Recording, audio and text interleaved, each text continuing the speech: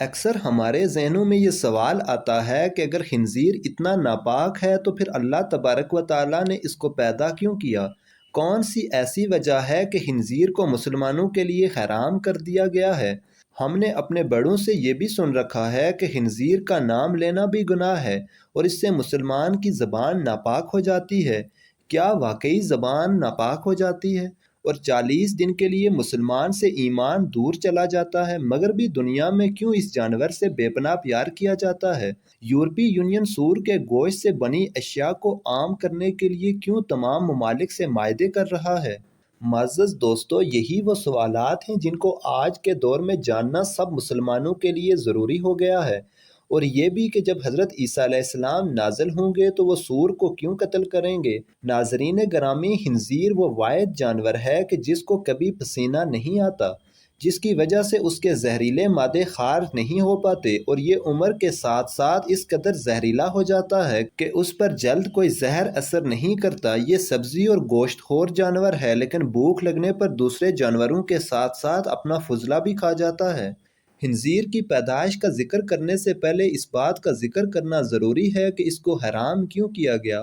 معزز خواتین و حضرات، اللہ تبارک و تعالیٰ سورہ انعام کی آیت نمبر 145 میں ارشاد فرماتا ہے، آپ فرما دیں کہ میری طرف جو وحی بھیجی گئی ہے اس میں تو میں کسی بھی کھانے والے پر ایسی چیز کو جسے وہ کھایا ہو حرام نہیں پاتا، سوائے اس کے کہ وہ مردار ہو یا بہتا ہوا خون ہو یا سور کا گوشت ہو کہ جس پر ذبح کے وقت غیر اللہ کا نام لیا گیا ہو۔ پھر جو شخص بھوک کے باعث سخت لاچار ہو جائے، نہ تو نافرمانی کر رہا ہو اور نہ ہی حد سے تجاوز کر رہا ہو، تو بے شک آپ کا رب بڑا بخشنے والا نہایت مہربان ہے۔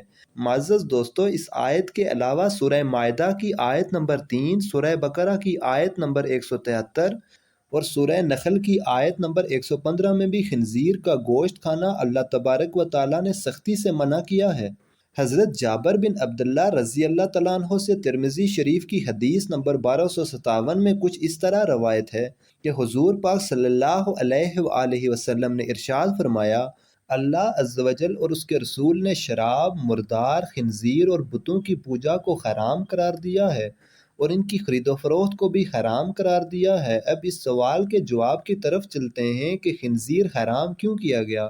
ناظرین گرامی، ابھی جو قرآن کریم کی سورہ انعام کی آیت نمبر 145 بیان کی گئی، اس میں اللہ تبارک و تعالیٰ نے خنزیر کے حرام ہونے کی وجہ اس کی ناپاکی بتائی ہے، کیونکہ خنزیر اس قدر ناپاک اور غلیظ جانور ہے کہ اسے مسلمانوں پر حرام قرار دیا گیا ہے، اور یہ اس قدر بدبودار جانور ہے کہ مغربی دنیا نے اس کے جسم پر لگانے کے لیے مختلف قسم کی پرفیومز بنا رکھے ہیں جنہیں وہ خنزیر کے جسم پر ملتے ہیں۔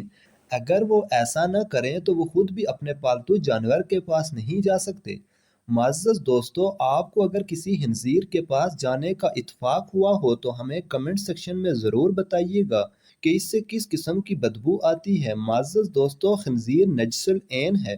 حضرت نوح علیہ السلام سے لے کر حضرت محمد صلی اللہ علیہ وآلہ وسلم تک تمام انبیاء خنزیر کو حرام قرار دیتے آئے، یہاں تک کہ حضرت عیسیٰ علیہ السلام نازل ہوں گے تو وہ بھی خنزیر کو قتل کریں گے، جو کہ اس بات کی نشانی ہوگی کہ خنزیر نجس العین اور حرام ہے۔ اسی وجہ سے حضرت عیسیٰ علیہ السلام خنزیر کو قتل کر کے یہ بتائیں گے کہ یہ حرام جانور ہے۔ خنزیر کے اندر عادات ذمیمہ یعنی بری خصلتیں پائی جاتی ہیں، جس کی وجہ سے اس کے کھانے والے کے اندر بھی یہ اثرات منتقل ہوتے ہیں، اور یہ آپ خنزیر کھانے والی قوموں میں اچھی طرح ملاحظہ کر سکتے ہیں کہ وہ کیسے بے شرمی کی انتہا کو چھو رہے ہیں۔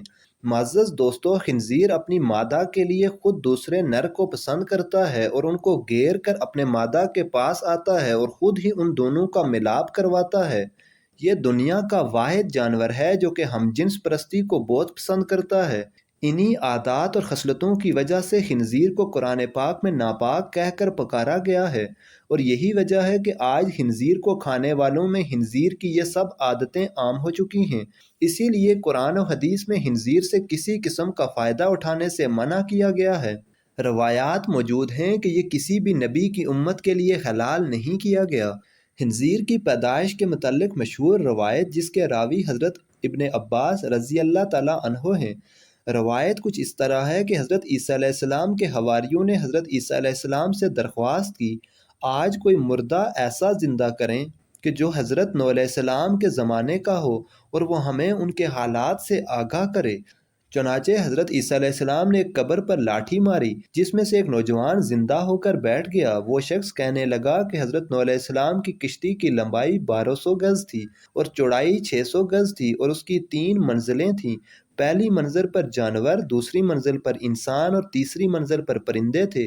اب جانوروں نے اپنے فضلے سے پہلی منزل پر اتنا گند ڈال دیا کہ بیماریاں پھیلنے کا خدشہ ہو گیا۔ تو حضرت نوح علیہ السلام اللہ تبارک و تعالیٰ کے حضور سجدہ ریز ہوئے تو اللہ تبارک و تعالیٰ نے خنزیر نر اور مادہ دونوں کو پیدا فرمایا جو کہ ہاتھی کے قریب سے نمودار ہوئے۔ وہ جانوروں کا فضلہ اور وہ سب گند جو جانوروں کی وجہ سے پھیلا ہوا تھا کھا گئے اور وہ سب گند انہوں نے ختم کر دیا۔ اس لیے حضرت نوح علیہ السلام وہ پہلے نبی تھے جنہوں نے اس کی پیدائش کے بعد جب دیکھا کہ اپنے اور دوسرے جانوروں کا فضلہ کھا جاتا ہے تو اس کو اپنی شریعت میں حرام قرار دے دیا۔ معزز خواتین و حضرات، اکثر جو ہم اپنے بڑوں سے سنتے ہیں کہ خنزیر یا سور کا نام نہیں لینا چاہیے، اس سے زبان ناپاک ہو جاتی ہے اور 40 دن کے لیے ایمان دور چلا جاتا ہے۔ یہ سب باتیں بالکل غلط اور من گھڑت باتیں ہیں۔ اس بارے میں ہمیں کوئی حدیث یا مستند روایت نہیں ملتی۔ اس 40 دن ایمان کے دور رہنے والی بات کی کوئی حقیقت نہیں، اور اب جدید سائنس نے بھی خنزیر کے گوشت پر تحقیق کرنے کے بعد اسے انسانی جسم کے لیے مضر قرار دے دیا ہے۔ بے شک اللہ پاک نے خنزیر ہمارے لیے حرام قرار دیا ہے اور یہی ہمارے لیے حتمی فیصلہ ہونا چاہیے۔ بطور مسلمان ہمیں خنزیر سے نفرت کرنی چاہیے اور اپنے بچوں کو بھی یہی تعلیم دینی چاہیے۔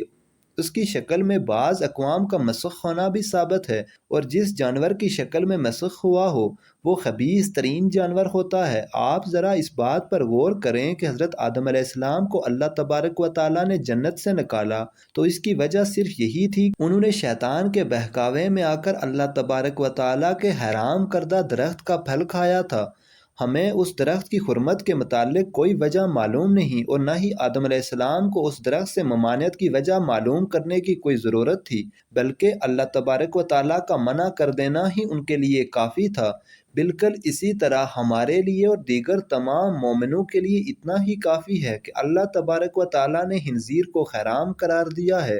قرآن پاک میں ارشاد باری تعالیٰ ہے، اور نہ کسی مومن مرد کو یہ حق حاصل ہے اور نہ کسی مومن عورت کو کہ جب اللہ تبارک و تعالیٰ اور اس کا رسول صلی اللہ علیہ وآلہ وسلم کسی کام کا فیصلہ یا حکم فرما دیں تو ان کے لیے اپنے اس کام میں کرنے یا نہ کرنے کا کوئی اختیار ہو، اور جو شخص اللہ اور اس کے رسول صلی اللہ علیہ وسلم کی نافرمانی کرتا ہے تو وہ یقیناً کھلی گمراہی میں بھٹک گیا۔ اللہ تبارک و تعالیٰ سے دعا ہے کہ اللہ تبارک و تعالیٰ ہمیں اپنی اور اپنے رسول صلی اللہ علیہ وآلہ وسلم کی نافرمانی سے محفوظ رکھے۔ مزید اچھی ویڈیوز دیکھنے کے لیے چینل کو سبسکرائب کریں۔ جزاک اللہ۔